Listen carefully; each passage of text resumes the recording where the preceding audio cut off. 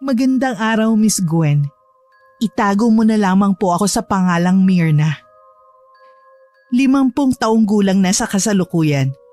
Sana'y mapili niyo ang padala kong sulat tungkol sa personal kong karanasan sa mga kababalaghan. Nangyari nga po pala ito 15 taon na ang nakakaraan sa dati naming lugar na tinitirhan. Ate Ninita, pwede ka bang makausap?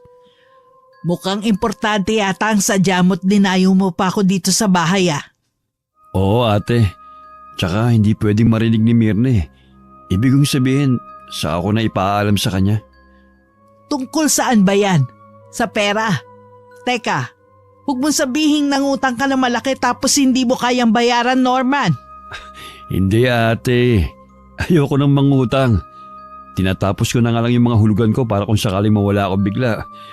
Wala akong mga utang na maiiwan nang hindi naman gaano mamroblema si Myrna.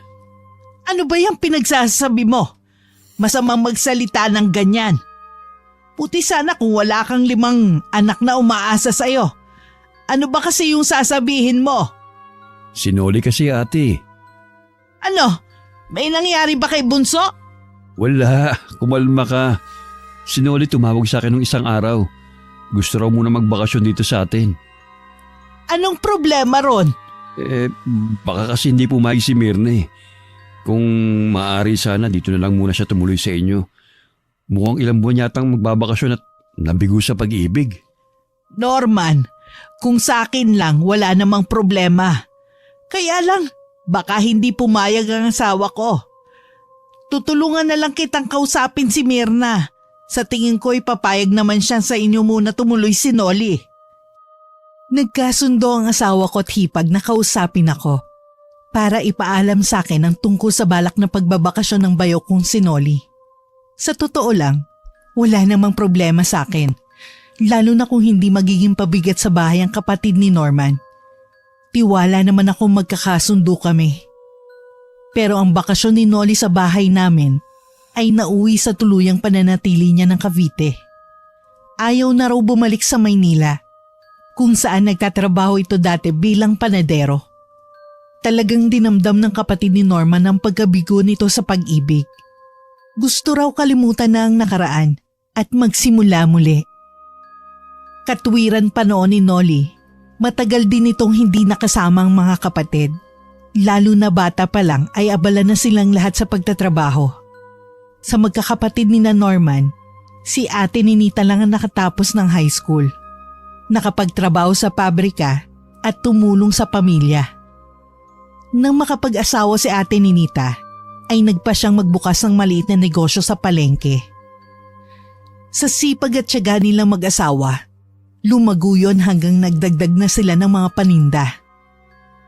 Bukod sa mga gulay, ay nagtinda rin sila ng mga prutas at iba pang mga produktong mabenta sa palengke.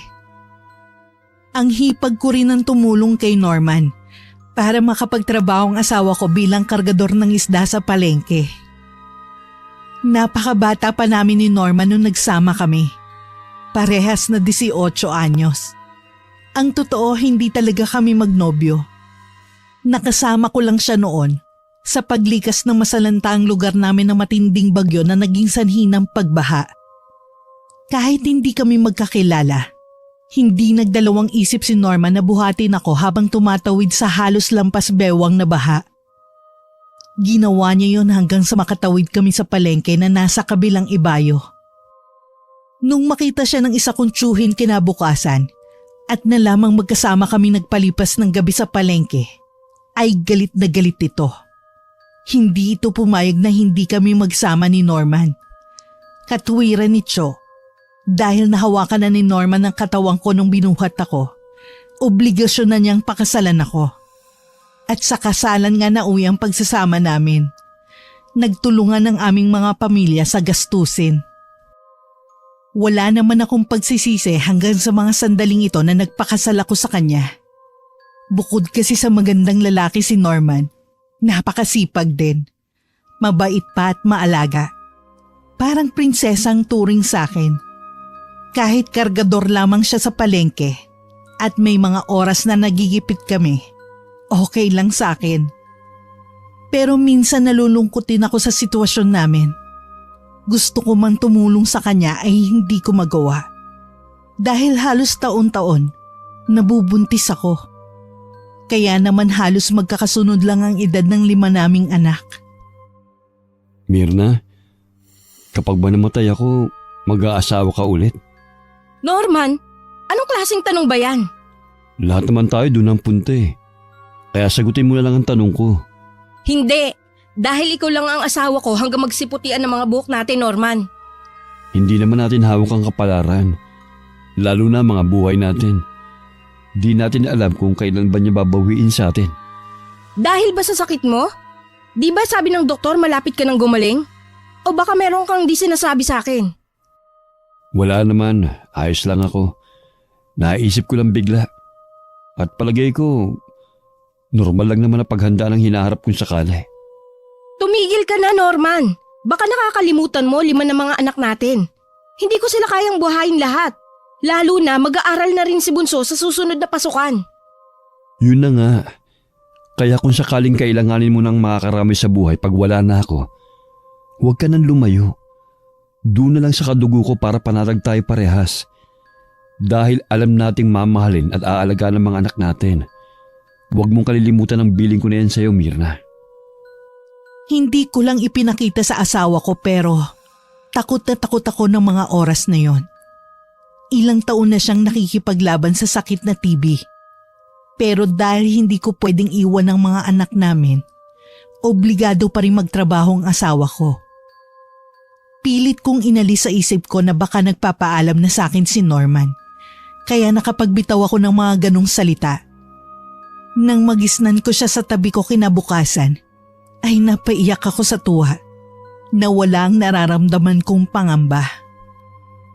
Lumipas ang mga araw at tuluyan kong nakalimutan ang tungkol sa bagay na yon. Lalo't naging masigla ulit ang asawa ko. Pero ng mga sumunod na linggo, biglang naging matamlay si Norman. Lumala rin ang pag-ubo niya at nawalan ng ganang kumain hanggang sa tuluyan na siyang hindi nakapagtrabaho. Laking pasasalamat kong naroon si Noli. Ang bayaw ko munang humalili kay Norman sa pagkakarga ng isda sa palengke. Si Ate Ninita naman ay tinulungan at inalalayan ako sa pagpapagamot kay Norman. Pero natalo siya ng sakit niya. Hindi ako makapaniwalang kung gaano ako kaagang nag-asawa, ay ganun din ako kabilis na mabibiyuda. Norman! Norman! Bakit mo kami iniwan?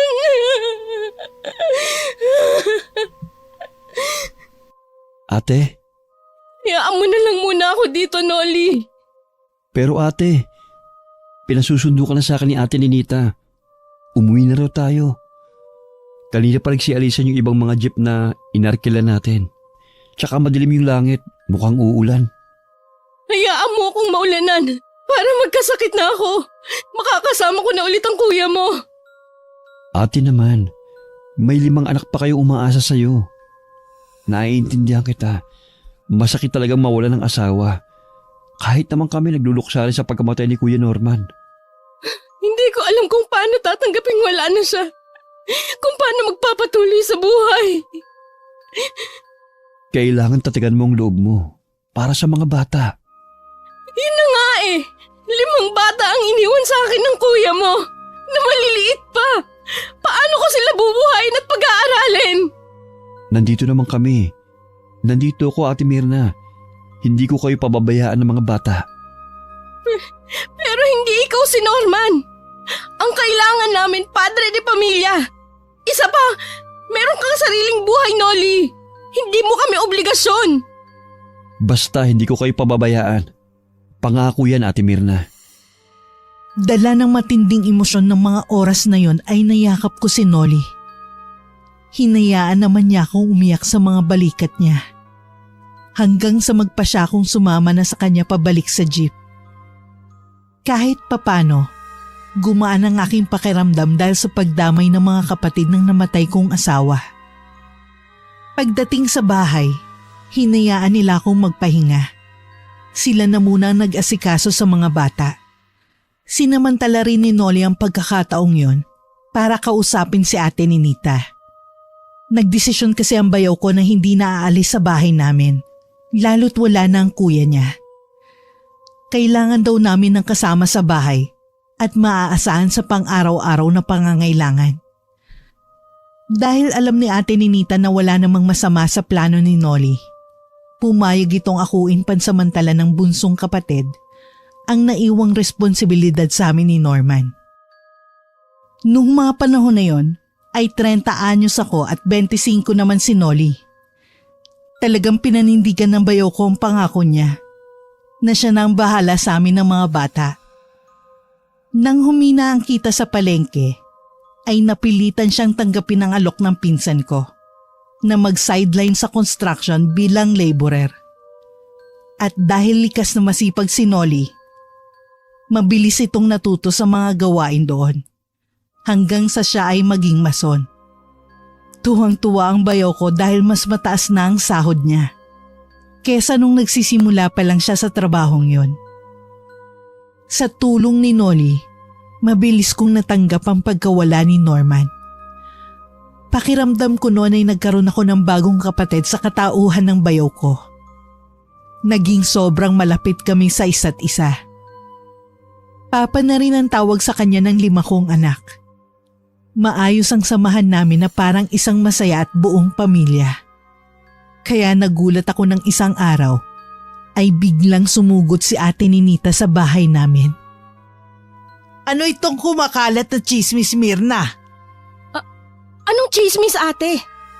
Na may namamagitan daw sa inyo ni Nolly, totoo ba? San mo naman napulot yan? Porkit close kami ng kapatid mo, binibigyan na naman ng mali siya ng mga kapitbahay na walang magawa sa buhay? Hindi naman magkakaroon ng chismis kung walang pinagmulan. Ate naman, naniniwala ka sa mga tao? Parang tunay na kapatid na ang turing ko kay Nolly. At isa pa, may girlfriend ang kapatid mo. Alam ko yon. Kaya nga ang sabi ko sa mga chismosa, hindi ka papatulan ni Nolly. Pwera na lang kung ginayuma mo ang kapatid namin. Gayuma? Seryoso ka ba, ate ni Nita? Anong palagay mo sa akin? May lahing mangkukulam? Sa'yo nang galing yan at hindi sa akin, Mirna. Sana nga hindi totoo. At chismis lang talaga yon. Dahil nakakadiri. Nakakaya kung magkakaroon kayo ng relasyon ng bayaw mo. Hindi ko na lamang pinatulan ng huling patutsyada ni ate ni Nita. Kahit kating-kati akong sabihin sa kanya na wala namang masama kung sakaling ang magkagustuhan kami ni Nolly. Mas pinili kong wag nang ipaalam sa bayaw ko yung naging usapan namin ni ate ni Nita. Itinuon ko na lang ang atensyon ko sa pag-aasikaso kay Nolly at sa mga bata. Hanggang isang Sabado ng gabi ay may nangyaring kapwa di namin inaasahan ng aking bayaw. Oh, Ate Mirna, madaling araw na. Bakit gising ka pa?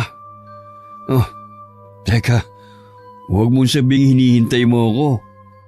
Paano kung oo? Talaga? Sweet naman ang hipag ko. Bakit ngayon ka lang? Nagpunta ka ba sa girlfriend mo? Girlfriend? Hindi. Birthday kasi nung isa naming katrabaho. Nagkayahiyang mag-inuman.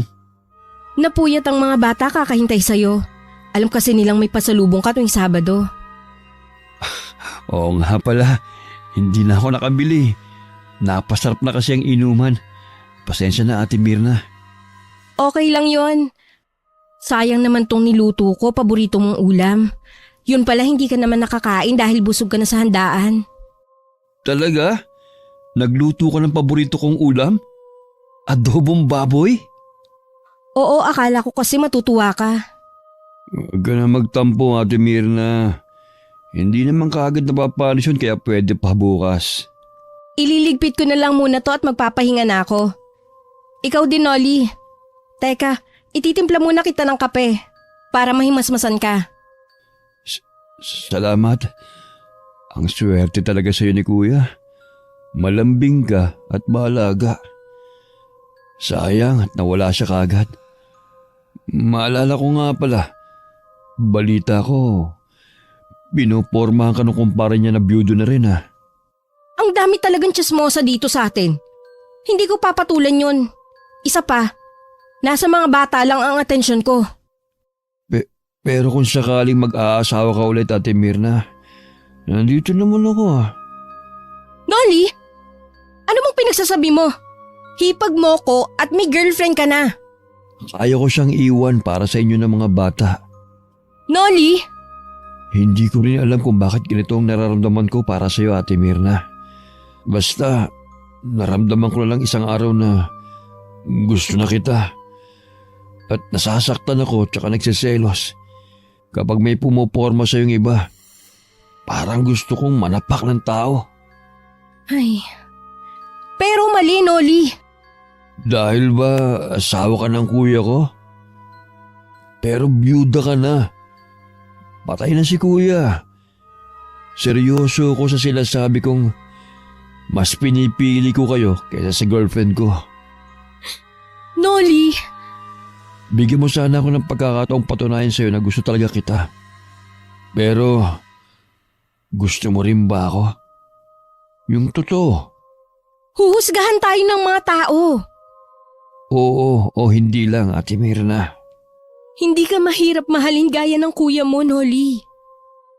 Huwag kang matakot sa sasabihin ng mga tao. Hindi naman sila magsasama kundi tayong dalawa. Pero paano ang mga pamilya natin? Siguradong magagalit sila, lalo na si Ate Ninita. Shhh! Tama na. Ako nang bahala magpaliwanag sa kanila. Basta ang mahalaga lang muna sa ngayon ay tayong dalawa, Mirna. Nung gabing yon, pinalaya namin ni Noli ang mga nararamdaman namin. Pansamantala kong isinantabi ang mga alalahanin tungkol sa sasabihin ng ibang tao. May nangyari sa amin ng bayaw ko at nasundan pa yon paglipas ng mga araw. Dahil bata pa ang mga anak ko, hindi naman nila binigyan ng mali siya ang pagiging malapit namin sa isa't isa ni Noli. Alam kong hindi nakaligtas sa mga kapitbahay ang pagiging malambing sa akin ng aking bayaw. Hindi na kasi nahihiya nun si Noli na ipakita kung gaano niya ako kamahal. Minsan ay nahuhuli kami ng mga dumadaang kapitbahay na nagsusubuan habang kumakain. Sa umaga naman ay inihahatid namin siya sa labas kapag papasok na sa trabaho. Dahil masayang masaya rin naman ako nun sa piling ni Noli, ay binaliwala kong mga mapanghusgang tingin ng mga tao. Ang mahalaga, nagkakaintindihan kaming dalawa. Hindi na nangungulila ang mga anak ko sa ama at hindi na rin ako nagluluksa sa pagkamatay ng aking asawa.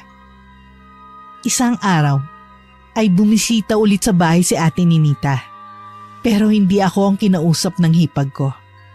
Hinintay niyang dumating sa bahay si Noli. Ate? Abuti naman at nandito ka na. Kanina pa kita hinihintay. Ganun ba? Naku, tamang-tama pala. May dala akong pasalubong. Bumili ako ng tinapay doon sa nadaanan naming bakery kanina. Kaya lang, walang panulak eh. Okay lang ba kung kape na lang, Ate Ninita? Huwag ka na mag-abala pa. Hindi naman ako nagpunta rito para magmerienda. Tungkol ba sa kumakalat na chismis? Chismis nga ba? Ate, hayaan mo muna ako magpaliwanag. Talaga nga yatang ginayuma ka nitong si Mirna. Imposibleng magugustuhan mo siya. Mahal na mahal mo ang girlfriend mo dahil ang sabi mo, malayo doon sa naging karelasyon mo doon sa Maynila. Ate naman, naniniwala ka sa gayuma? Bakit hindi? Totoo ang gayuma katulad ng mga dawdaw at kulam, Noli. Totoo kung totoo. Pero hindi ako ginayuma ni Mirna. Maniniwala kung hindi gayuma ang dahilan ng pagkahumaling mo sa kanya kung hindi kita kilala. Kapatid kita, Noli. Alam kong parang tunay na kapatid lang din ang tingin mo kay Mirna. Nagmamalasakit ka lang sa kanya dahil sa mga bata at dahil sa asawa siya ni Norman. Pero hindi mo kayang gumawa ng ganitong kababuyan. Dahan-dahan ka naman sa pananalita, ate. Naririnig ka ng mga pamangkin mo. Nahihiya ka? Bakit hindi kayo nahiya ni Mirna sa mga pinagagawa ninyo? Dito pa mismo sa higaan nila ng kuya mo. Sinasabi ko sa'yo, Noli, mawawala rin ang bisa ng gayumang ginamit sa'yo ni Mirna. Kapag nangyari yun, magsisisi ka mas pinili mo ang babaeng yan kesa sa girlfriend na dapat mong pakasalan. Hindi na ako nagtangkang sumagot sa usapan nila hanggang makaalis si Ate Ninita. Alam ko rin kasi sa sarili kong totoo ang mga sinabi ng aking hipag. Naging desperada ako. Dahil sa sobrang pangungulila ko kay Norman, siya ang nakikita ko noon sa bayo kong si Noli. Mula sa itsura at ugali, ay halos iisa lang silang dalawa. Pati boses nila parehas. Kaya nahulog ang loob ko sa kapatid ng namatay kong asawa at nagselos ako noon sa girlfriend niya. Lalo na't sa akin unang ipinaalam ni Noli na balak na niyang pakasalan yung babae.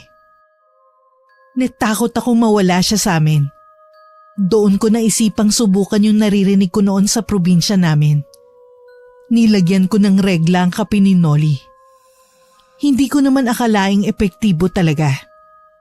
Unti-unting nagbago ang pagtrato sa akin ng bayaw ko hanggang sa nagtapat na nga siya na may gusto sa akin.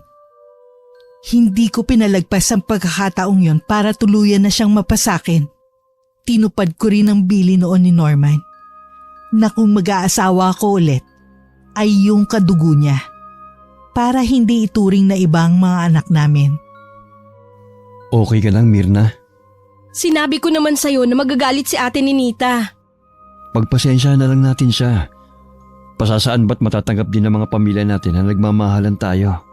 Parang nakukonsensya ako para sa girlfriend mo. Ikaw ang mahal ko. Kaya nga ikaw ang pinili ko eh. Kinausap ko naman siya eh. Maayos kami naghiwalay.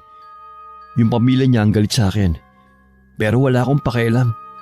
Walang ibang mahalaga sa akin ngayon kundi kayo ng mga bata. Hindi mo ba naisip na baka tama si Ate Ninita na ginayuma lang kita? Hindi ako naniniwala sa mga ganyan. Kahit laki akong probinsya. Maski sa mga aswang. Wala pa naman ako nakikita eh. Sabi nga nila, to see is to believe. Tsaka naniniwala akong hindi mo gagawin yun sa akin, Mirna. Tadhana talaga naglapit sa atin dalawa. Baka kaya ka rin maagang nabiyuda dahil tayong dalaw talaga ang para sa isa't isa. Basta ang alam ko, mahal na mahal kita, Mirna. Mahal na mahal din kita, Noli. At hindi ko rin kakayanin kung mawawala ka rin sa akin. Sa pagdaan ng mga araw, mas naging matibay ang pagsasama namin ni Noli. Mas lalo naming minahal ang isa't isa. Unti-unti na rin nasanay ang mga bata sa bagong papa nila. Pati ang mga pamilya namin ay tanggap ng magkarelasyon kami ng bayaw ko. Puwera kay Ate Ninita. Hindi kami kinibo ng hipag ko ng ilang buwan. Laking pasasalamat ko na lang dahil hindi naman ito idinamay ang mga bata sa galit sa amin ni Noli. Ang ibang mga kapitbahay ay kinutya kami nung una. Tinanggi pa raw kasi naming may relasyon kami. Kahit halatang halata naman na may nangyayari sa amin ni Noli. May mga nagsabi naman na mas mabuti na rin daw na bayaw kong ipinalit ko kay Norman. Lalo't puro babaeng mga anak namin. Maayos at masaya ang mga unang buwan ng aming pagsasama ni Noli. Hanggang sa umabot yun ng 1 taon. Noon ako nabuntis sa panganay namin. Dahil nga 5 ang anak ko sa una at nag-aaral na lahat, tapos may anak na rin kami ni Noli, nahirapan ako mag-budget ng mga gastusin sa bahay. Lalo na nung biglang nawalan ng trabaho si Noli. Napilitan siyang payagan akong umextra bilang tagahugas ng pinggan sa palengke. Kulang na kulang ang kinikita ko pero kahit papano ay nakakaraos kami. Kaya lang, doon nagsimula ang unang pagsubok sa aming pagsasama, lalo na sa aking pagiging ina. Dahil sa hirap ng buhay, natukso kong pumatol sa isa naming customer na kursunadang-kursunada ako. Bukod sa galante talaga ito, naudyukan din ako ng mga kasama ko sa trabaho. Hanggang sa pumayag na nga akong lumabas kami. Nahumantong sa unang beses na pagtataksil ko kay Nolly. Noong una ay nakukonsensya ako. Pero dahil kailangan ko ng pera para sa pag-aaral ng mga anak ko at pang-araw-araw naming pangangailangan, nang tumagal ay nasanay na ako sa ganoong gawain. Kumapit ako sa patalim. Hindi lang isa kundi marami ang pinatulan kong lalaki. Basta alam kong matutulungan ako sa usaping pera, pinapatus ko kahit may asawa. Kahit nung nagkatrabaho na ulit si Nolly, hindi pa rin ako tumigil sa pakikipagkita sa ibang lalaki para sa pera. Mahal ko si Nolly, pero hindi na sapat ang kinikita niya para buhayin kami. Lalo na nung natuto siya ng iba't ibang bisyo. Naging madalas din ang pagtatalo namin na nung tumagal ay nauuwi sa pagbabasag niya ng mga gamit sa bahay. Biglang sumagi noon sa isip ko yung mga sinabi ni Ate Ninita na magbabago sa akin si Nolly kapag nawala ng bisa ng gayuma. Ano ba, Nolly? Balak mo bang basagin lahat ng mga gamit dito sa bahay? Oo! At wala kang magagawa. Kahit wasain ko pa pati itong bahay mismo. Lintik na buhay ito. Sawang-sawa na ako. Ang kapal naman ng pagmumukha mo. Halos ako lahat ang nagpundar ng mga appliances dito sa bahay. Ah, ganon? Sumbata na pala tayo ngayon, Mirna? Pinapaalala ko lang sa'yo.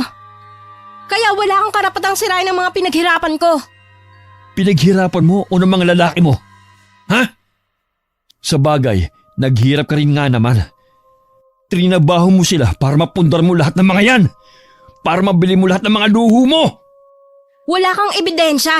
Kaya wag mo kong pagbintangan ng lalaki. Hindi ako tanga, Mirna. Akala mo ba hindi ko alam, ha? Matagal ko nang alam na iniiputan mo ko sa ulo. Pero dahil mahal kita, nagbubulag-bulagan ako. Akala ko kapag nagkatrabaho ka ulit, magbabago ka na. Pero hindi pala. Itinuloy mo pa rin ang pagtataksil sa akin. Oo na. Inaamin ko na. May lalaki ako. Hindi. Mga lalaki. Bakit? Kasi inutil ka, Nolly. Akala ko kaya mo kaming buhayin ng mga bata. Pero hindi pala. Kulang sa mga bisyo mo yung kinikita mo sa pagkukonstruction.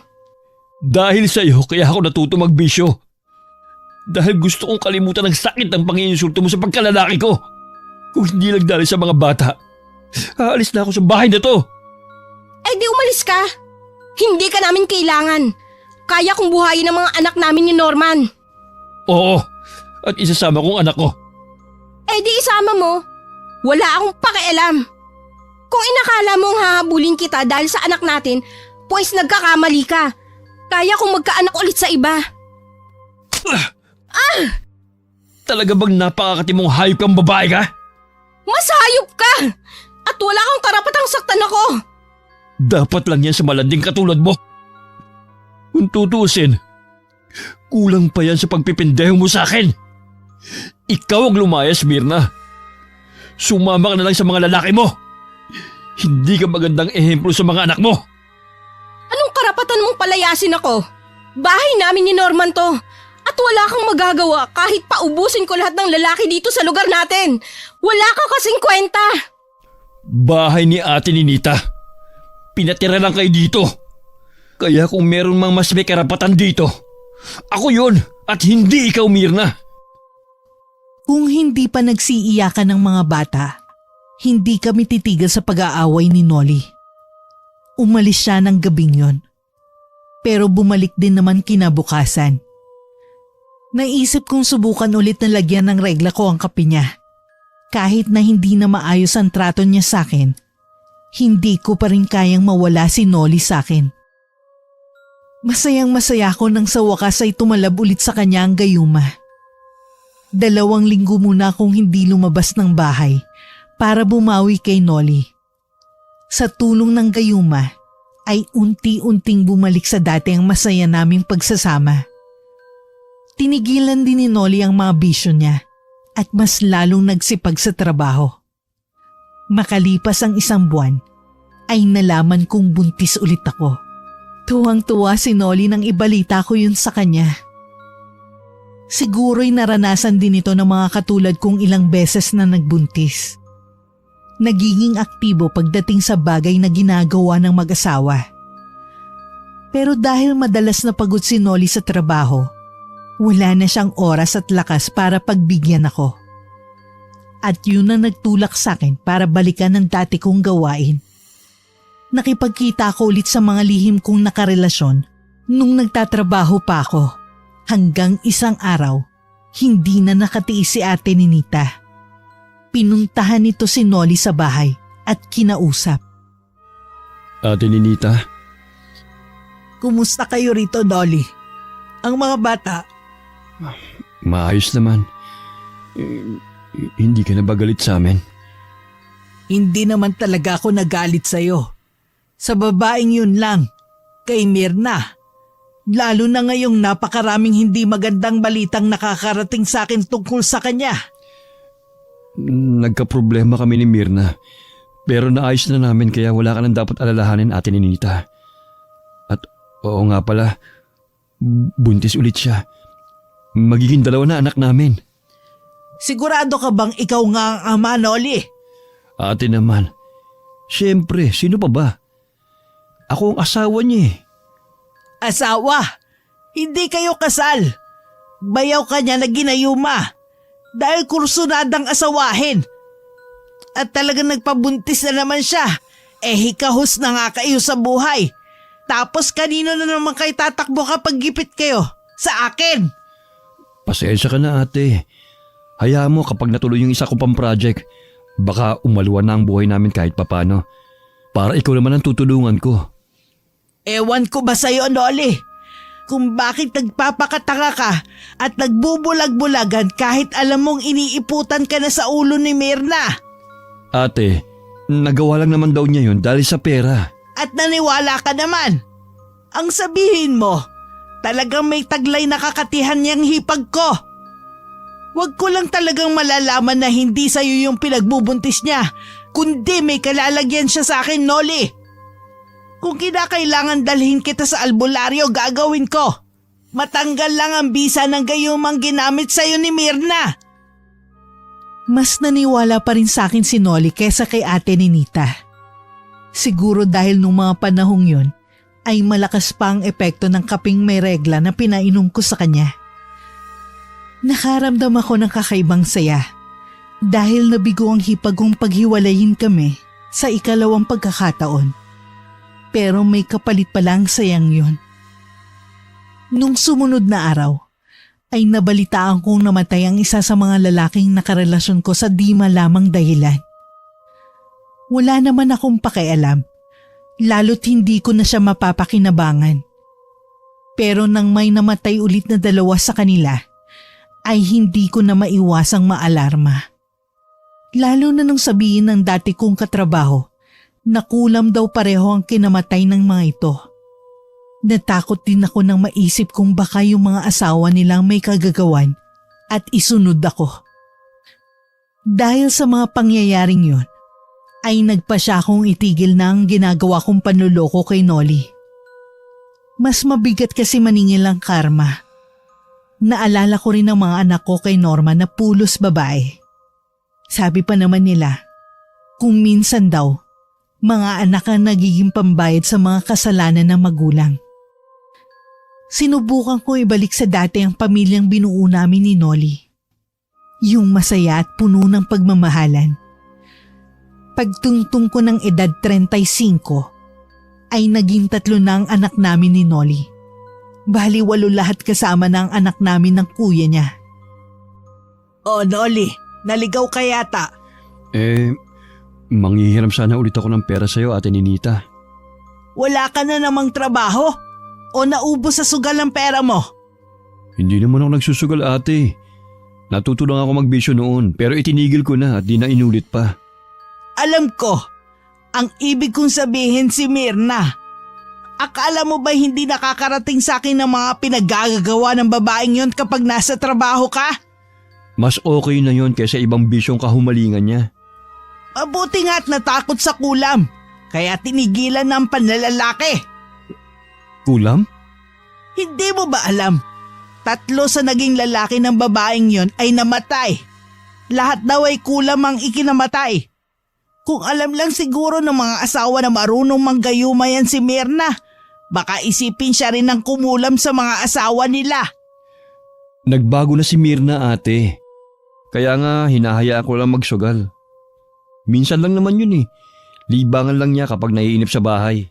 Naiinip? Abay sa dami ng anak niya, hindi siya mauubusan ng gagawin. Puti sana kung mayaman kayo at may katulong na aasahan. Mapapahiram mo ba ako, ate? Pambaon sana ng mga bata at saka pamasahe ko bukas papuntang trabaho. Matitiis ba naman kita? Ewan ko ba sa'yo at pinili mo ang ganyang buhay, Noli? Ano kaya klaseng gayuma ang ginamit sa ni Mirna at parang hindi nawawala ng bisa? O eto, buti may naitabi pa akong 100 dito. Salamat, ate. Ibabalik ko rin kagad sa Sabado pag sahod ko. Ako, ilang utang at Sabado nang dumaan. Naipon ko na ang utang niyo sa akin. Siguradong hindi mo naman ako mababayaran eh. Dahil nasa pinto ka pa lang ng bahay niyo, nakasahod na agad ng mga kamay ng babaeng yon. Dito muna ako didiretso bago umuwi sa bahay, ate. O siya, sige na. Baka naiinip na yung si Mirna at nangangati na ang palad dahil gusto na magsugal. Si ate talaga, masyadong mapagbiro. Pero salamat talaga, ate, ha. Maraming salamat. Tuwang-tuwa ako nun kay Noli kasi pinapayagan niya akong magsugal. Kapag naman nananalo ako, ibinibili ko rin ng mga pangangailangan namin sa bahay. Yun nga lang, hindi laging panalo. May mga araw talaga at mga taong may dalang kamalasan, kaya ako natatalo.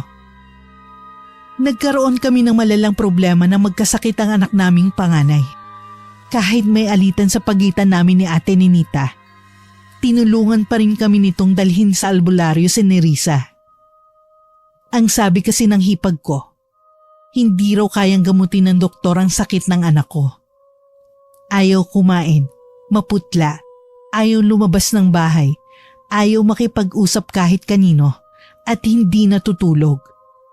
Alalang-alala kami lalo't ilang linggo nang ganun si Nerissa. Ang sabi ng albularyo, may engkanto raw na nagkakagusto sa anak ko.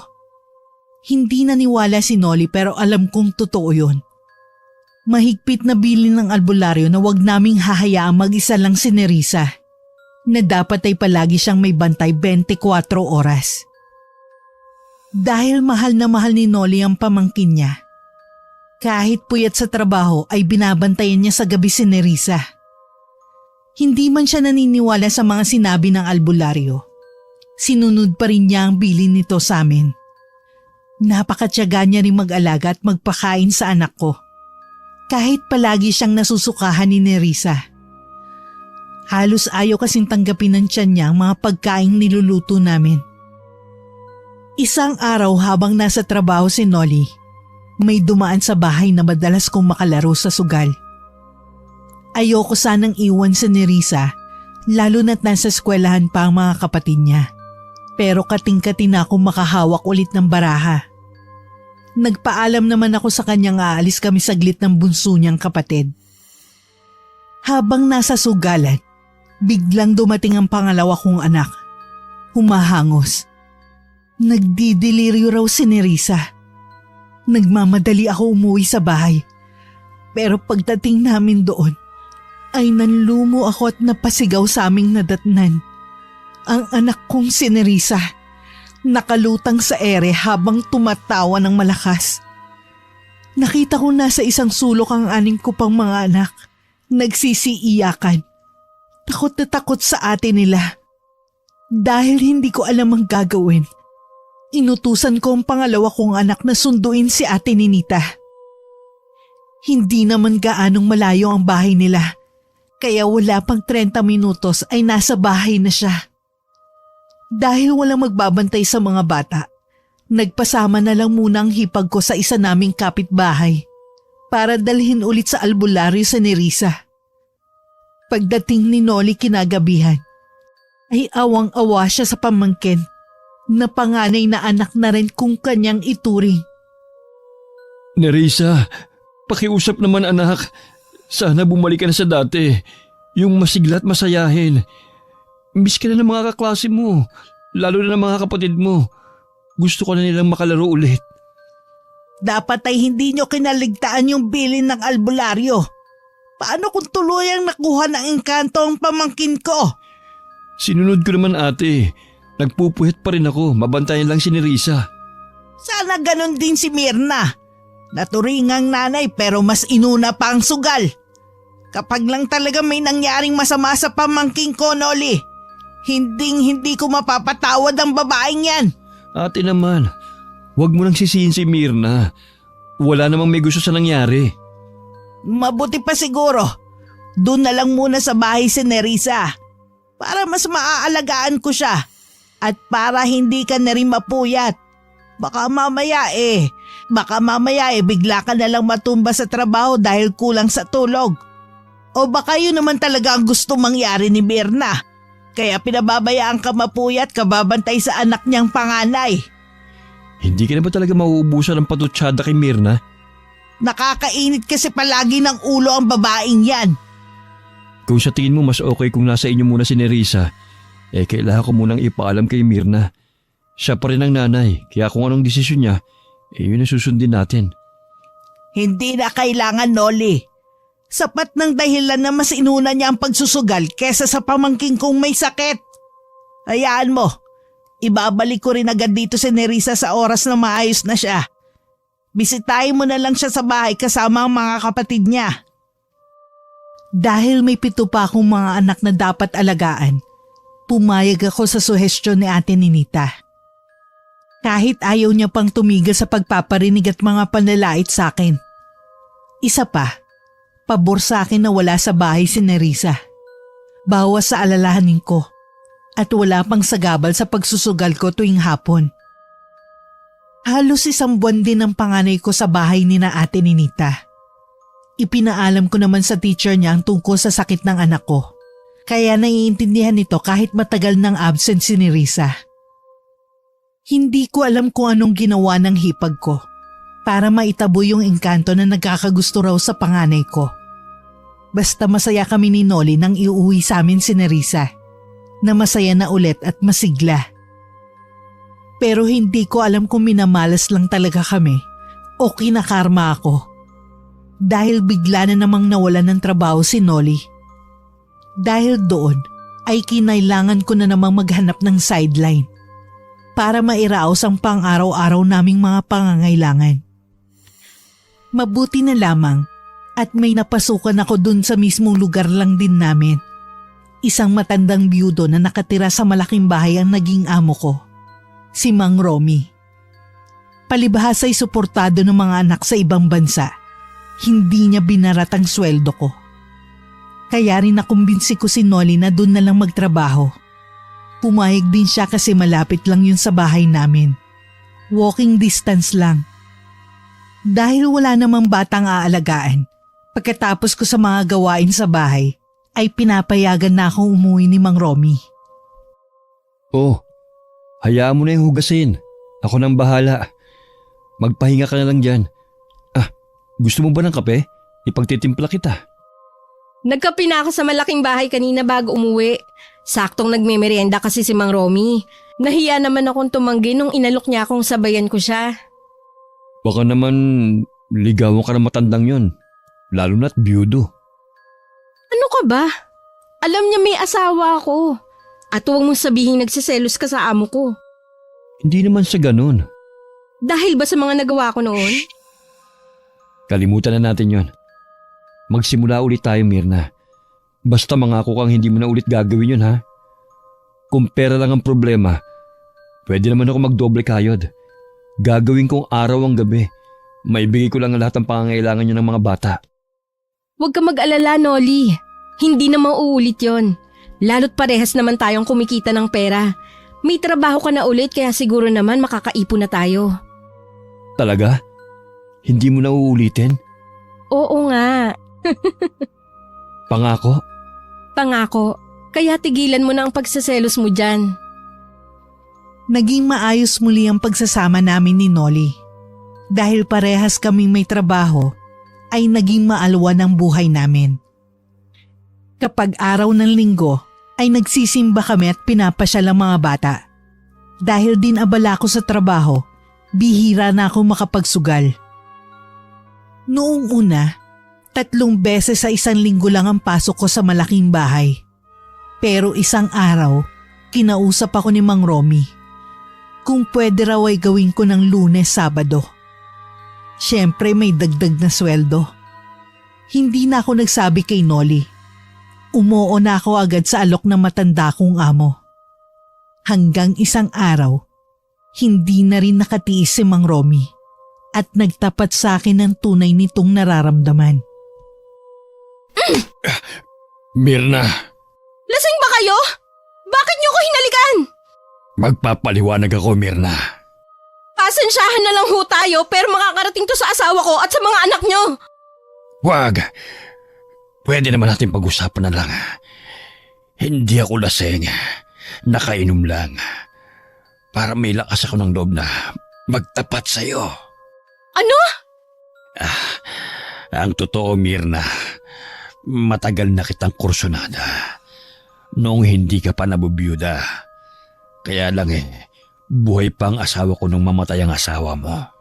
May asawa na ho ako. Nandito po ako para magtrabaho.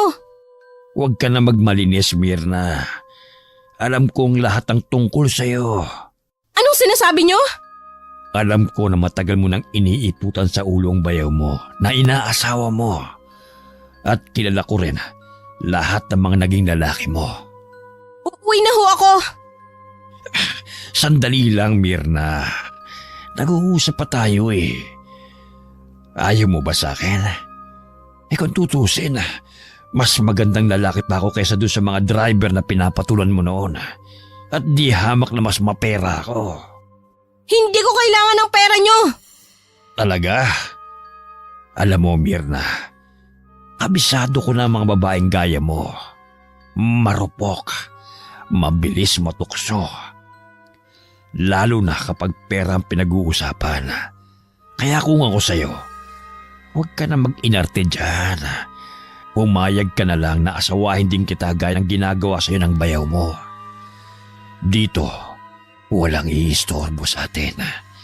Solong-solo natin ang bahay. Baboy!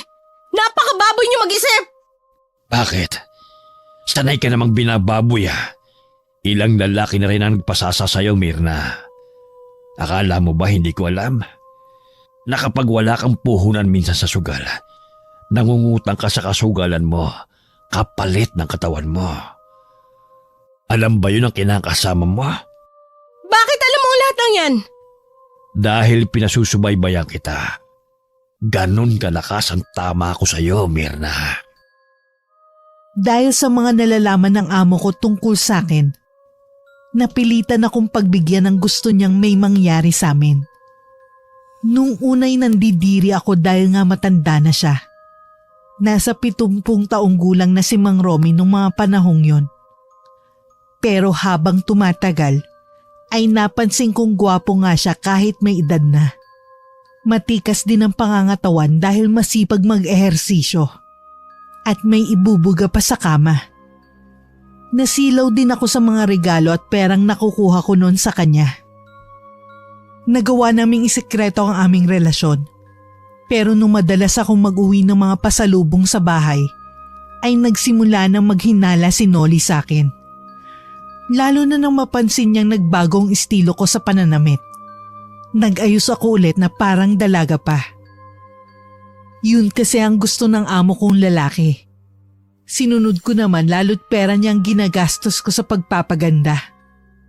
Nadadala ko rin noon ang mga anak ko sa mga mamahaling restaurant at naipapasyal kung saan-saan. Nang minsan kumprontahin ako ni Nolly, sinabi kong tumaas ang sweldo ko dahil 6 na araw na akong pumapasok sa malaking bahay. Ayaw pa sana niyang maniwala, pero sa huli ay nakumbinsi ko rin si Nolly. Lalo na nung lambingin ko siya. Niyaya ko siyang lumabas dahil malalaki na noon ang mga bata. Hindi na kami pwedeng gumawa ng milagro sa bahay. Nang araw na yun ay pinaligaya ko ng husto si Nolly. Kaya naman masayang masaya siya hanggang nakauwi kami sa bahay.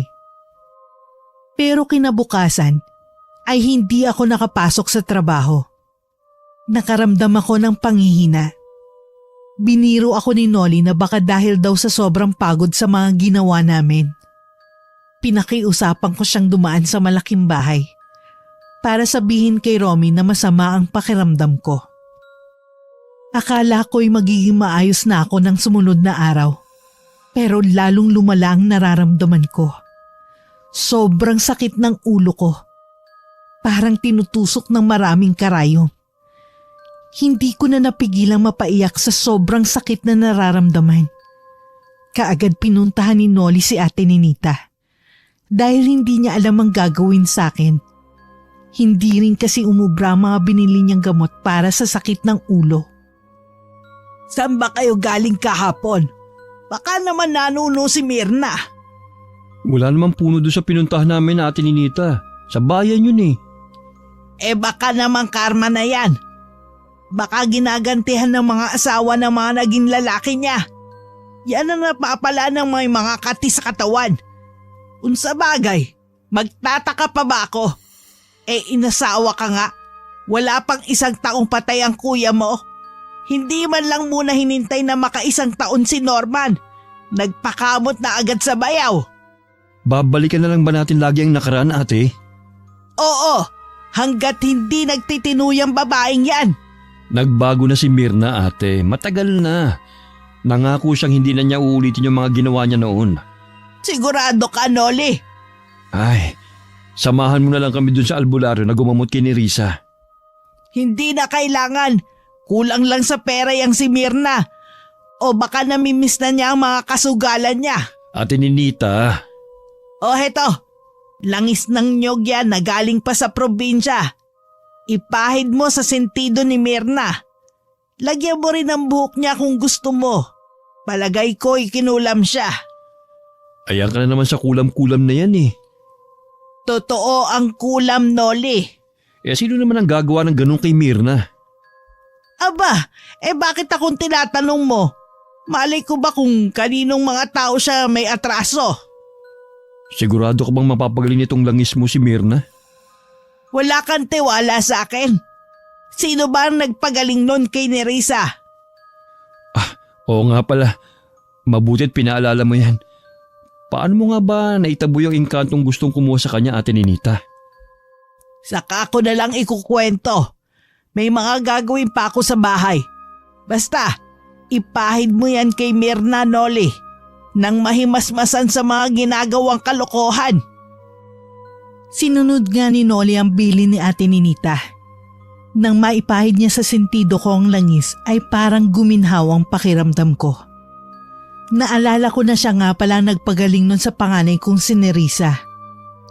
Naisip ko rin bigla na baka nga kinukulam ako ng mga asawa ng mga naging lalaki ko noon na ayon sa katrabaho ko ay kulam ang ikinamatay. Hindi muna ako pumasok sa trabaho ko kinabukasan. Napilit ako ni Nolly na magpahinga pa ng 1 araw. Dahil ayokong lumabas, ang mga kalaro ko na lang sa sugal ang pinapunta ko sa bahay. Kinakiusapan ko na lang na agahan nilang uwi para hindi sila maabutan ni Nolly. Kinagabihan, ipinagluto ako ni Nolly ng bulalo.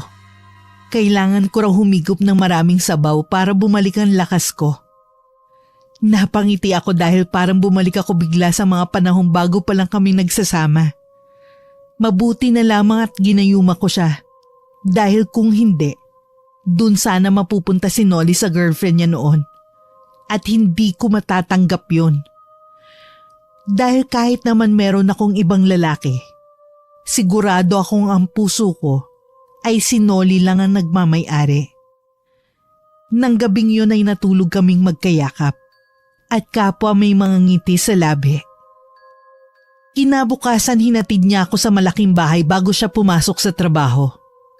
Humalik pa sa pisngi ko si Nolly, kahit nasa harapan namin nun si Romy.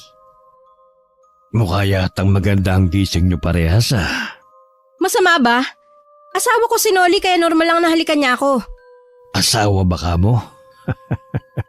Bakit? Kasal na ba kayo ng bayaw mo? Pwede ba, Romy? Huwag mong sirain ang araw ko. Araw kong sinira niyo, Mirna. Sabik na sabik pa naman akong makita ka. Tapos pagseselosin mo lang pala ako? Nagulat din ako sa halik ni Nolly.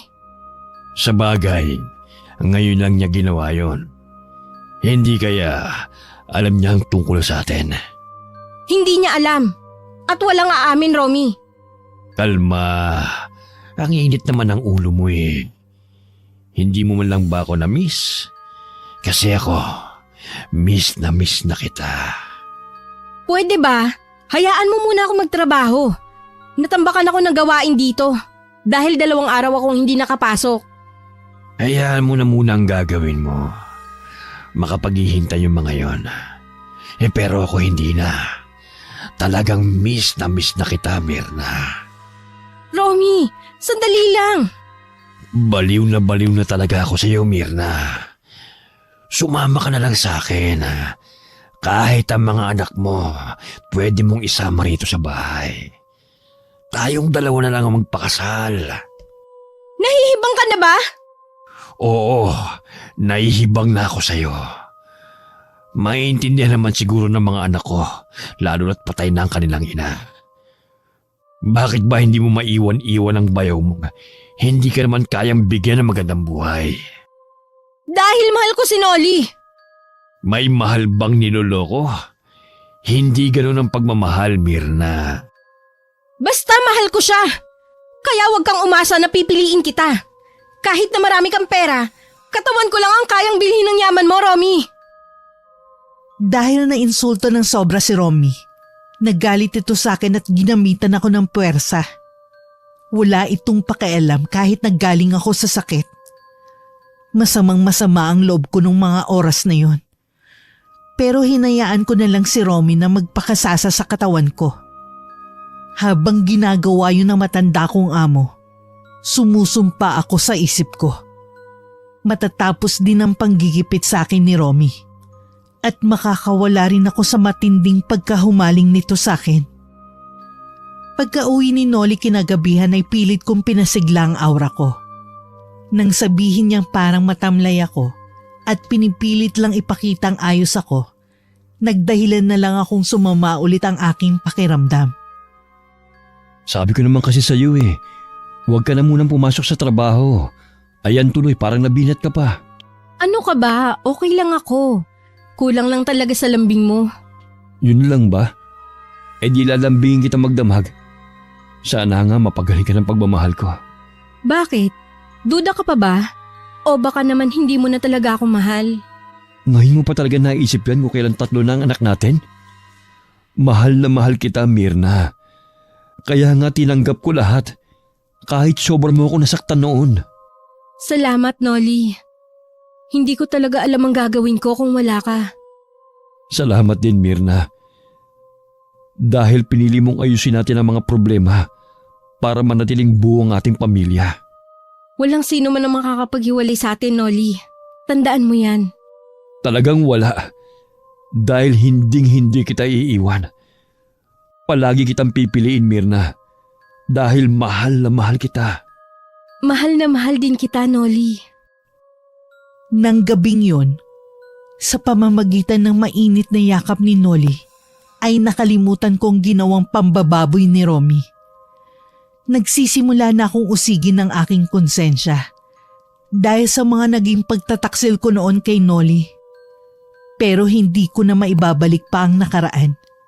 Ang kailangan ko na lang, ayusin ang kasalukuyan. Kahit nasusuklam ako sa pagmumukha ni Romy, pinilit ko pa rin magtrabaho para sa kanya.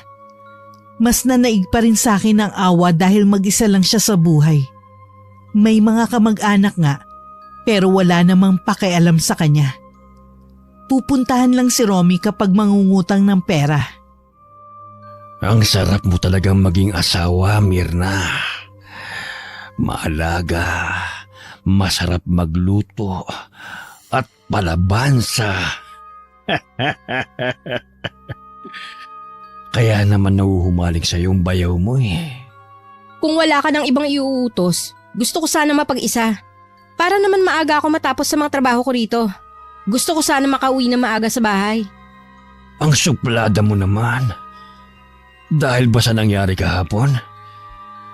Hindi naman natin unang beses ginawa yun ah. At alam kong nagustuhan mo rin naman, Mirna. Nandidiri ako sa'yo! Tignan natin mamaya. Bago ka umuwi, pumunta ka muna sa kwarto ko, ha? Ibibigay ko ang sweldo mo. Hindi pa naman katapusan. Saka ko nakukunin. Gusto ko nang ibigay sa iyo pati bonus. Dahil nagustuhan ko ang serbisyo mo. Hihintayin kita ron mamaya. Magpahinga ka muna tapos sabay tayong maliligo. Baboy! Napakababoy mong matanda ka! Baboy! Katulad ng dati, si Romy pa rin ang nasunod. Ginawa nito ang lahat ng gustong gawin sa akin ng hapon na yun. Bago ako umuwi sa bahay, dumaan muna ako kina Ate Ninita. Humingi ako ng tawad sa kanya. Nang aminin niyang siya ang nagbigay sa akin ng sakit ay sobra akong nagulat. Hindi niya pa rin daw ako kayang patawarin. Pero sinabi ko pa rin sa hipag ko ang tungkol sa problema ko. Sinabi kong mahal ko talaga ang bayaw ko at hindi ko talaga kagustuhang pagtaksilan si Nolly. Dala lang talaga yun na matinding pangangailangan, lalo't gipit na gipit kami noon. Ewan ko kung naniwala sa akin si Ate Ninita. Basta alam ko sa sarili kong totoo ang mga sinabi ko sa kanya. Hindi ko na lang inamin ang tungkol sa panggagayuma ko kay Nolly. Baka lalo akong hindi patawarin ng hipag ko. Isa pa, palagay ko na may kahit mawala na ang epekto ng kaping may regla, hindi pa rin ako iiwan ng kapatid niya. Lalo 3 na ang anak namin. Kinabukasan, nagkunwari na naman akong wala lang sa akin ang nangyari. Nagulat si Romy nang initian ko to ng matamis habang sabay kami nag-aalmusal. Kinakabahan yata ako sa ngiti mong yan, Mirna. Bakit naman? Hindi ka ba galit sa akin? Hindi mo na ba ako susungitan? Naisip kong hindi naman dapat kita sungitan, Romy. Mabuti naman kung ganon. Teka, baka kailangan mo ng pera. Kaya ka biglang bumabait sa akin ngayon. Ganun ba talaga ang tingin mo sa akin? Mukhang pera? Hindi. Ang ibig kong sabihin, kung kailangan mo ng pera, magsabi ka lang. Alam mo namang malakas ka sa akin. Hindi pera. Ano nga? Hindi pera ang kailangan ko. Naisip ko lang na bakit hindi tayo lumabas minsan. Saan naman tayo pupunta? Saan pa? Eh di sa kwartong walang kusina.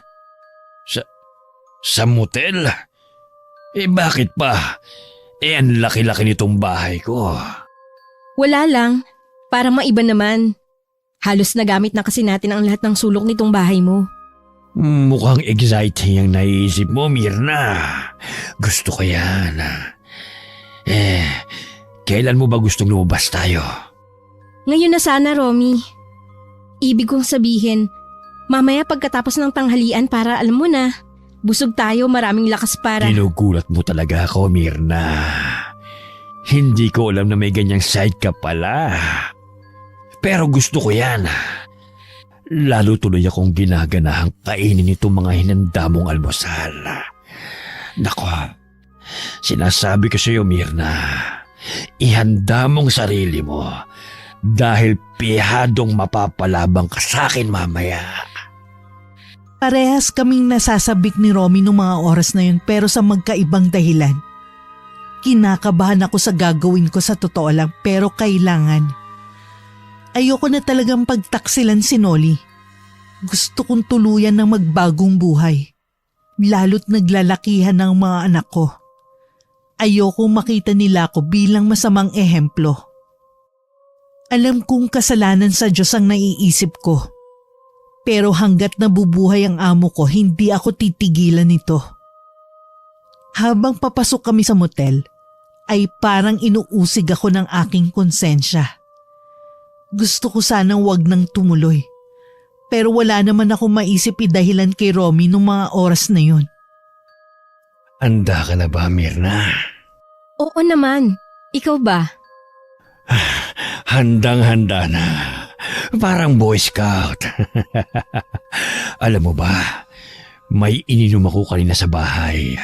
Alam mo na, para mas matibay sa laban. Ano naman ang ininom mo? Sa akin na lang yun. O ano, simulan na natin. Iba rin pala ang pakiramdam kapag ganito. Parang lalong nakakasabik. Sabi ko naman sa'yo, di ba? Romy, kailangan ko makauwi ng 4:30. Dapat nasa bahay na ako pagdating ni Nolly. Baka mamaya dumaan yun sa bahay mo tapos parehas tayong wala. Mamaya mo na problemahin yan. Ako na munang askasuhin mo. Teka lang. Biglang sumakit ang ulo ko. Sobrang sakit, Mirna. Romy! Romy! Ano nangyayari sa'yo, ha? Huwag mo naman akong takutin! Tulungan mo ko, Mirna! Sandali! Pero pag lumabas ako, makikita tayo ng mga tao, Romy! May iskandalo tayo pareho! Sobrang sakit! Hindi ko na kaya! Mirna! Habang namimilipit sa sakit si Romy, ninenervyos naman ako. Gusto ko nang ihingi siya ng tulong pero natatakot akong baka may makakita sa amin. Nung unay awang-awa ako sa kanya. Hindi lang ulo ang sumasakit kundi tiyan at iba pang bahagi ng katawan. Sa sobrang sakit ng nararamdaman, ay inuntog na ni Romy ang ulo sa sementong pader ng kwartong kinaroroonan namin. Maya-maya pa'y halos matulala ako dahil sa matinding pagkasindak ng biglang sumuka si Romy ng iba't ibang klase ng insekto. May mga lumabas din sa mata, tenga at ilong nito. Dahil ayoko makatawag ng atensyon, tinakpan ko ang bibig ko para hindi ko mawala ang pinipigil kong mga sigaw. Nang unti-unting lumaki ang tiyan ni Romy hanggang sa sumabog yun ay nanlaki ang mga mata ko. Habang nakatakip pa rin ang mga kamay ko sa aking bibig. Mas maraming insekto ang nagsilabasan sa nabutas na tiyan ng amo ko. Dahil doon ay hindi ko na napigilang magsuka ng magsuka. Nagkalat ang mga dugo sa kama, sahig at pader ng kwartong kinaroroonan namin. Habang tinititigan ko si Romy na noon ay nakatihaya sa kama, habang dilat na dilat ang mga mata, ang nadarama kong awa ay unti-unting napalitan ng tuwa.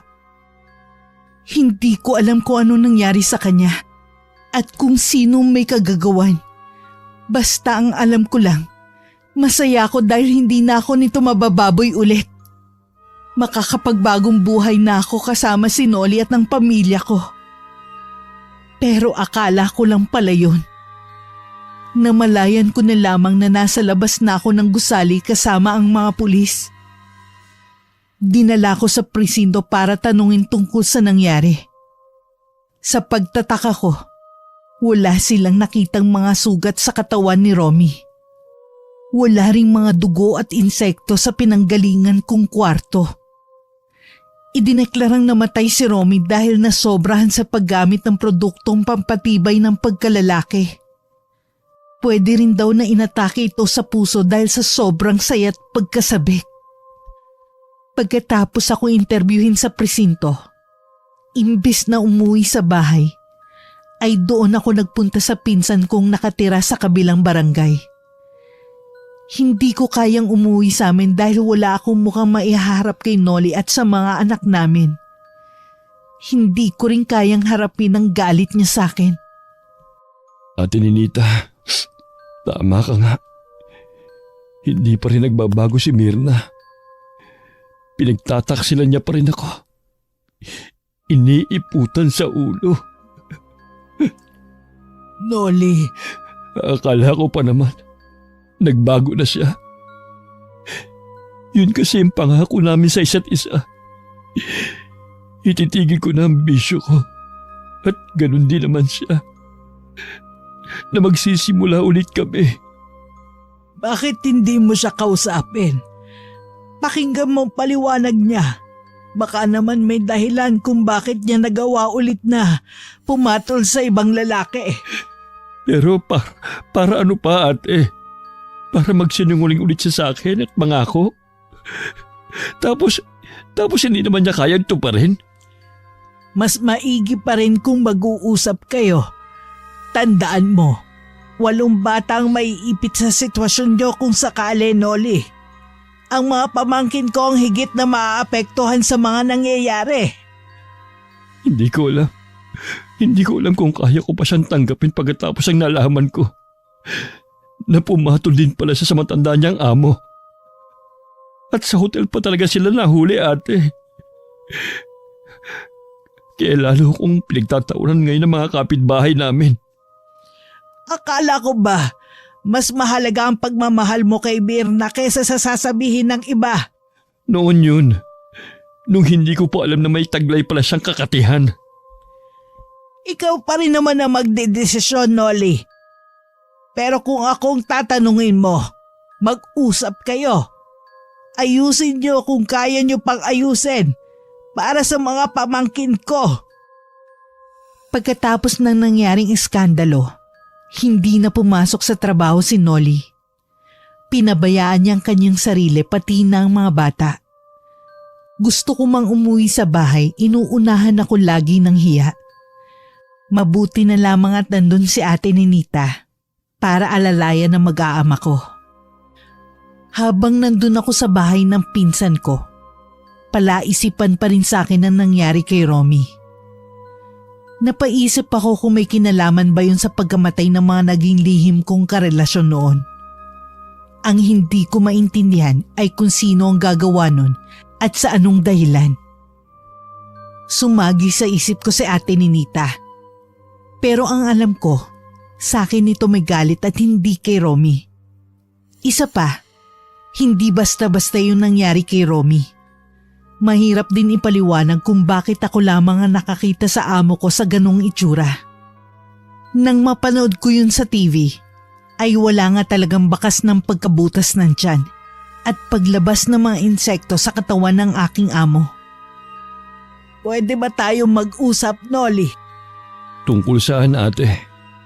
Yung nangyari sa amo ni Mirna, pati na rin sa mga naging lalaki niya noon. Ako lahat ang may kagagawan. Anong ibig mong sabihin? Kinulam ko yung 3 at binarang ko naman yung amo ni Mirna. Kinulam? Binarang? Paanong... Saan mo natutunan yun, ate? Kay inay, tinuruan niya ako bago siya namatay. Ang alam ko, paghihilot lang naman ang namana ni inay kay Lola. Yun lang ang alam mo. Palibhasa, yung nagpalaki sa'yo ay ang kaisa-isa nating tiyuhin. Kaya hindi mo alam ang tungkol sa ibang kakayahan ng ating ina. Pero bakit mo ginawa yun, ate Ninita? Malaking kasalanan sa Diyos ang kumitil ng buhay. Alam ko, pero gusto kitang igante sa mga lalaking yon. Alam nilang may kinakasama si Mirna. Ikaw yon. Pero tinukso pa rin nila ang hipag ko. Sinamantala nilang gipit yung tao. Ate, ikaw rin bang nagbigay ng sakit kay Mirna noon? Oo, pero hindi ko siya kayang pahirapan na matagal. Siya pa rin ang ina ng mga pamangkin ko. At alam kong ikaw ang higit na masasaktan kapag may nangyaring masama sa kanya. Kaya pala epektibo yung langis na ibinigay mo, ate. At kaya pala napagaling mo si Nerissa. Kinausap ako ni Mirna. Humingi siya ng tawad sa akin. Inamin din niya na may relasyon sila ni Romy. Pero napilitan lang daw siya dahil lagi siyang tinatakot at ginigipit ng amo niya. Naniniwala ako kay Mirna, Noli. Hindi ka nagalit sa kanya? Mas nanaig sa akin ang awa. Lalo na nang malaman kong binababoy siya ni Romy. Ayop na matandang yon. Bakit hindi mo sinabi sa akin, ate? Para ano? Para madungisan ng dugo niya ang mga kamay mo? Hindi ko hahayaang mangyari yon. Hayaan mo na dahil naiganti ko na kayo ni Myrna. Hindi mo pa rin ba siya susunduin? Hinahanap na ng mga pamangking ko ang nanay nila. Hindi ko alam kung nasaan siya, ate Ninita. Alam ko kung nasaan si Myrna. Bukas, sasamahan kita. Mas maiging isama mo na rin ang mga bata. Sigurado akong sabik na rin sa kanila si Myrna. Salamat, ate Ninita. Napakalaki na ng utang na loob namin sa'yo. Ano ka ba? Sino pa bang magdadamayan sa oras ng kagipitan? Kundi tayo ring pamilya. Nang gabing yon ay hindi uminom si Nolly. Maaga silang natulog ng mga bata. Hindi niya sinabi sa mga anak ko na pupuntahan nila ako kinabukasan kasama si ate Ninita. Nagulat ako nang sabihin ng pinsan ko na may mga bisita kaming darating. Maaga siyang pumunta sa palengke para mamili ng mga lulutuin. Tinulungan ko siya sa pagluluto at paglilinis ng bahay. Nang dumating ang mga hinihintay niyang mga bisita, ay nagulat ako. Nag-iyakan ng mga anak ko at patakbong nagsilapit sa akin. Isa-isa ko naman silang niyakap at pinaghahalikan. Maya-maya ay tinawag ng pinsan ko ang mga bata at niyaya sa kusina. Tinanguan naman ako ni ate Ninita bago ito sumunod sa mga pamangkin nito sa kusina. Nang maiwan kami ni Nolly sa salas, ay kapwa kami tahimik. Wala akong maapuhap na sabihin. Gustong gusto ko rin siyang yakapin pero pinigilan ko ang sarili ko. Kumusta ka na rito, Myrna? Ayos naman. Mukhang nawiwili ka na rito, ha? Ayaw mo na bang umuwi sa bahay? Hindi totoo yan, Nolly. Alam mo kung bakit hindi ako makauwi sa atin? Nahihiya ako sa inyo ng mga bata. Alam ko na ang lahat. Kinausap ako ni ate Ninita. Siya ang may kagagawa ng lahat, Myrna. Siya ang pumatay sa lahat ng naging lalaki mo sa pamamagitan ng kulam at barang. Si ate Ninita na ang gumante para sa akin. Totoo ba ang mga sinabi mo? Oo, Myrna. Hindi rin ako makapaniwala nung una. Pero nung naalala ko yung nangyari kay Nerissa, naniwala na ako kay ate Ninita. Paanong natuto ng pangungulam si ate Ninita? Itinuro raw ni inay sa kanya bago ito namatay. Si inay? Ibig sabihin, may lahi kayong mangkukulam? Parang ganon. Nag-aalala nga ako para kay ate. Baka kasi karmahin siya sa ginawa niya. Pero sa nalaman kong ginawa sa'yo ng Romy na yon, dapat lang sa kanya na mawala sa mundo na ito. Patawarin mo ko, Nolly. Hindi ko natupad yung pangako ko sa'yo. Tama na, tama na. Huwag na nating ungkatin pa ang nakaraan.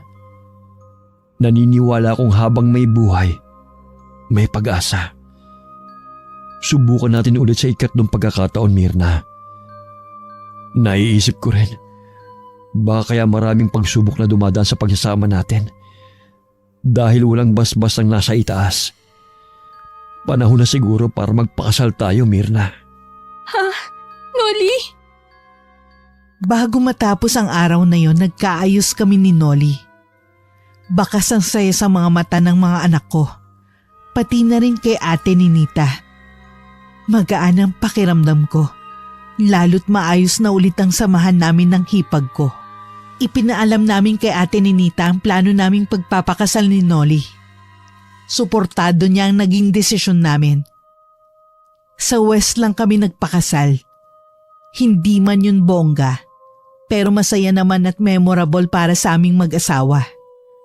Bumawi na lang kami sa pulot gata. Iniwan namin ang mga bata kay ate Ninita. Pero talaga nga pala kung minsan, ang sobrang kasiyahan ay may kapalit na kalungkutan. Pag-uwi namin sa bahay, ay nagulat kami ni Nolly nang ibalita sa amin ni Nerissa na may sakit daw si ate Ninita. Kaagad na pinuntahan ni Nolly ang hipag ko. At sobra kami nag-alala dahil ayaw lumabas ng kwarto ni Ate Ninita. Isang linggo ang mabilis na lumipas at ganun pa rin ang sitwasyon. Napapagod lang si Noli sa kakakatok pero hindi siya pinagbubuksan ng hipag ko. Hindi mapalagay si Noli lalo't naririnig daw niyang umuungol ang hipag ko na parang nasasaktan. May biglang pumasok noon sa isip ko. Pero taimtim akong nagdasal na sana mali ako. Na sana'y ilayo sa kapahamakan ng hipag ko. Nang bumalik ulit si Noli sa bahay ni Ate Ninita, nagulat siya dahil hindi na nakakandado ang pinto ng kwarto nito. Pero laking gulat niya nang maabutan sa loob ang hipag ko, na sobrang payat at nanghihina. Magulo rin ang buhok nito at humpak ang pisngi. Nakahawak ang mga kamay sa tiyan at dumadaing sa matinding sakit na nararamdaman. Ate Ninita, anong nangyayari sa'yo? Noli, Dadalhin kita sa ospital. huwag na. Hindi na rin naman ako tatagal. Ate naman, huwag ka magsalita ng ganyan. Kung kailan maayos na ang lahat, pati na kayo ni Mirna. Basta, dadalhin kita sa ospital. Makinig ka sa akin, Noli. Ito na ang kabayaran sa mga nagawa kong kasalanan. Buhay kapalit ng buhay. Ano bang sinasabi mo? Kailangan ka namin ng mga pamangkin mo, ate. Kailangan ka ng pamilya mo. Matagal nang wala ang payaw mo. Ang mga anak ko naman, may mga sarili ng buhay. Pero masaya akong mamamatay dahil alam kong maayos na ang buhay ninyo ni Mirna. Walang mamamatay, ate. Hindi ka mamamatay. Kapag wala na ako, sunugin mo ang katawan ko, Noli. Pati na rin yung librong itim na nasa ilalim ng higaan ko. At ipangako mo sa akin na hindi mo pababayaan ang pamilya mo. Ano man ang mangyari. Ate? Ate Ninita? Ate! Nung araw ding yon ay binawian ng buhay si Ate Ninita. Sobra kami nagluksa ni Noli at ng mga bata. Sinunod niya ang bilin ng hipag ko tungkol sa libro. Pero binigyan namin si Ate Ninita ng maayos na libing. Halos hindi na nga lang namin pinatagalan lamay dahil sa kakaibang amoy ng bangkay nito. Hindi na kasi namin ipinaimbalsamo dahil may mga insektong lumalabas sa katawan ng hipag ko. Dahil dito ay naalala ko ang nangyari noon kay Romy. Hindi matahimik si Noli kaya nagpasama siya sa akin sa albularyong tumingin noon kay Nerissa. At noon ay nalaman naming may bumarang din kay Ate Ninita. Isang napakalakas na mambabarang. Kaya raw hindi kinayang labanan ng hipag ko. Tama ang sinabi nito kay Noli. Nabuhay din na naging kapalit ng mga buhay na kinuha noon ng hipag ko. Sa buong pamilya ay wala nang ibang nakaalam patungkol sa sekreto ni Ate Ninita. Maliban sa aming mag-asawa. Hindi kami nakakalimot na dalawin ng puntod niya lalo na tuwing buwan ng Nobyembre. Sa ngayon ay matibay pa rin ang pagsasama namin ni Noli. Hindi pa rin maiwasang magkaroon minsan ng hindi pagkakaunawaan, pero naaayos din naman. 3 sa mga anak ko ang may mga asawa na at may mga apo na kami ni Noli sa kanila. Hanggang dito na lang po, Miss Gwen. Sana'y may natutunan kayo sa ibinahagi kong kwento.